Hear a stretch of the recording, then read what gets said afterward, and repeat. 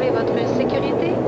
Nous vous demandons de demeurer assis avec votre ceinture bouclée jusqu'à l'arrêt complet de l'appareil devant l'aérogare et jusqu'à ce que les consignes lumineuses de ceinture de sécurité se soient éteintes.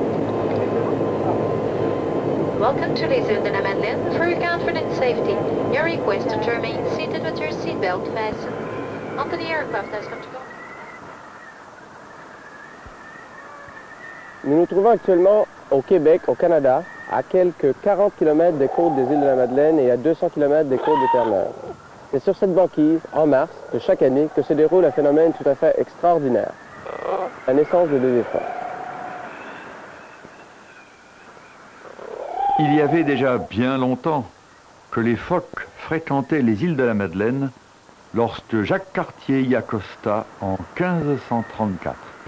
Il trouva cette terre d'une beauté, d'une richesse exceptionnelle. Mais lorsque plus tard les premiers habitants débarquèrent ici pour s'établir, ils connurent les vicissitudes de la vie maritime. Tempêtes et naufrages, ponctuèrent de drames l'histoire des Madelinais.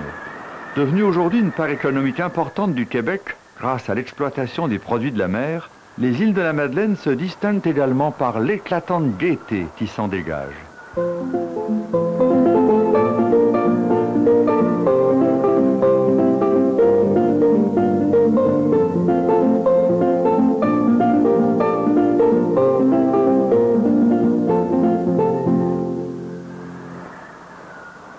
Chaque année, pendant 5 mois, les côtes des 7 îles qui forment l'archipel sont prises par la banquise et la neige. C'est ici, au large de cette mer de glace, qu'aboutit chaque année la migration des phoques du Groenland après un périple de 2000 kilomètres.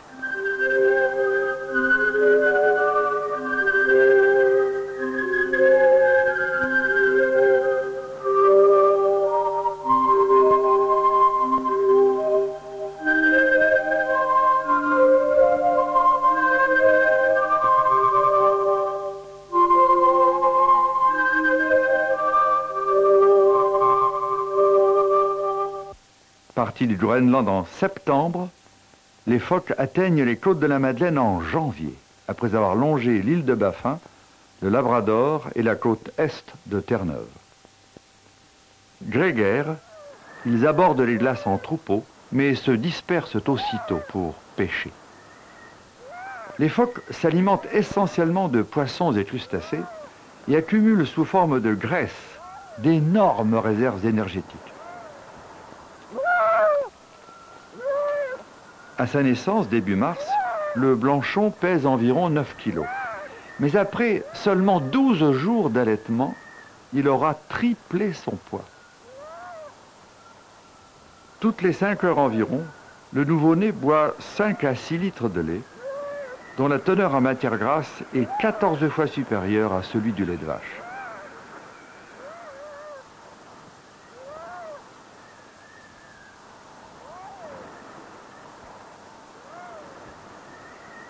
La femelle qui ne s'alimente pas pendant cette période reconnaît son unique blanchon à l'odeur qu'il dégage. Après les 2 semaines que dure l'allaitement, elle aura maigri de 70 kilos.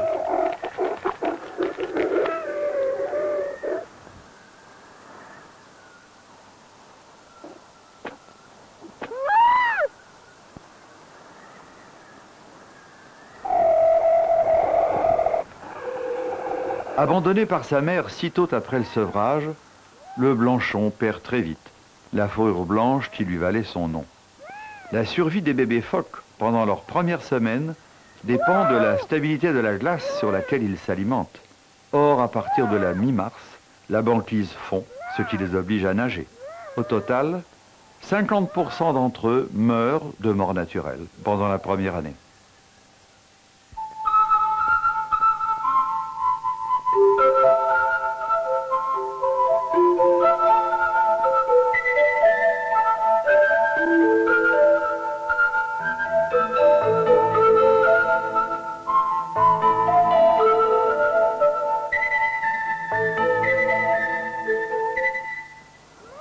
L'image du phoque est toujours associée à celle de la chasse. Barbare, pour des yeux étrangers, elle ne semble pas se justifier, mais Depuis que des gens habitent cet archipel ici, les îles de la Madeleine, on a toujours chassé. D'ailleurs, les premiers habitants sont venus aux îles parce qu'il y avait une ressource au niveau des pêches assez importante. Alors, ils ont toujours pêché et chassé. Alors, ça fait partie autant de notre patrimoine culturel qu'économique, la chasse aux phoques. Depuis le début des années 80, on a assisté à l'effondrement total du marché pour les produits du phoque. Alors, ça a occasionné évidemment une diminution des activités de la chasse.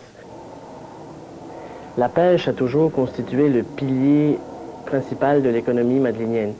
Alors, avec la diminution de la chasse aux phoques, qui se nourrit exclusivement de poissons, ça a donc fait chuter les stocks de poissons et donc l'économie des îles s'en est ressentie énormément. Le gouvernement du Québec a très largement réglementé la chasse industrielle du phoque, mais c'est aujourd'hui un autre type de chasse qui se pratique sur la banquise.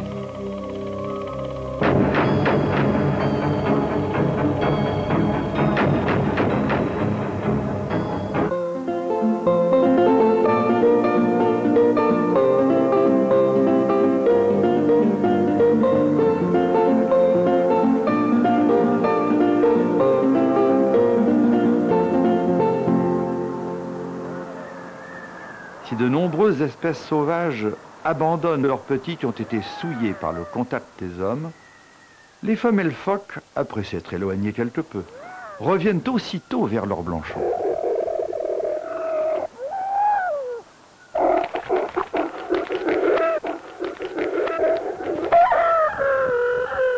Les femelles ne sont pas seules à s'inquiéter du sort des petits.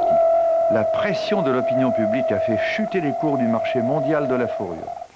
Du coup, certains madelinots ont dû transformer leur activité. La beauté touchante de ces blanchons sur la glace et l'intérêt croissant d'une clientèle touristique avide de grands espaces indiquaient tout droit le chemin de nouvelles professions. Ici, c'est une entreprise familiale. Ce sont mes parents qui ont débuté dans l'entreprise hôtelière il y a 25 ans.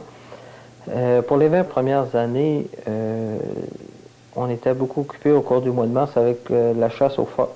C'était ici que tous les biologistes d'un peu partout dans le monde, les différentes universités, les gens qui contrôlaient la chasse, les gens de pêche océan, le gouvernement canadien demeurait. C'était ici que l'activité se passait, c'était ici que les chasseurs devaient venir chercher les permis. Fait que pour nous autres, c'était une activité très intéressante.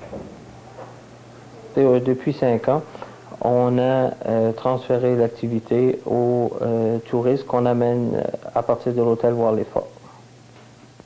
Pour nos forfaits d'observation des phoques, à chaque année, nous louons des hélicoptères à partir du 28 février aller au 20 mars de chaque année, avec des pilotes qui sont quand même expérimentés à travailler dans les conditions de glace, tout ça. Et ça part ici de l'hôtel et les gens vont environ 20 km de l'hôtel en hélicoptère. Fait qu'on parle environ 15 à 20 minutes d'hélicoptère, accompagné d'un guide qui était un ancien chasseur qui, pour une question de sécurité, va avec les gens. Pour les touristes amoureux de la nature, les abords des îles de la Madeleine représentent un lieu d'observation unique au monde. Nulle part ailleurs, il n'est possible de voir dans de telles conditions les premières heures de la vie des blanchons. Les nouveau-nés manifestent très tôt leur caractère. Eux ne se montrent pas indifférents à la présence des hommes. Certains sont franchement agacés et d'autres carrément familiers.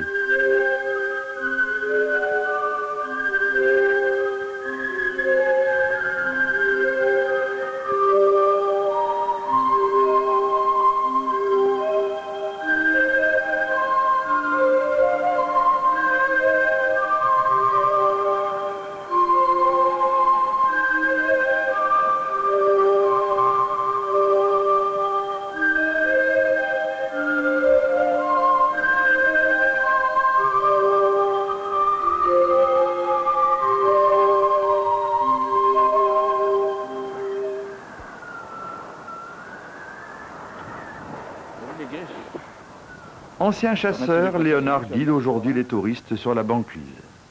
En véritable naturaliste, il leur explique la vie des phoques. Cette jeune femelle, âgée de 3 semaines, est sevrée. Sa fourrure définitive remplace peu à peu son pelage blanc, qui se détache par plaques, sans aucune douleur. Dans moins de 3 jours, elle aura rejoint ses congénères et ne retournera sur la banquise que pour mettre bas à son tour, ici même, dans 4 ans. Après la mise bas en mars, les femelles s'accouplent à nouveau et donneront naissance à un autre blanchon 1 an plus tard. Cet homme totalise 50 saisons de chasse aux îles de la Madeleine. Il connaît les phoques comme nul autre. Fait rarissime, il a réussi en moins de 10 minutes à approcher cette femelle et son blanchon et à les apprivoiser, enfin, entre guillemets. Son plaisir, piloter des groupes d'étrangers pour vivre pleinement dans ces grands espaces qui sont toute sa vie. Car aujourd'hui, quand viennent les touristes aux îles de la Madeleine, hommes et animaux vivent en paix.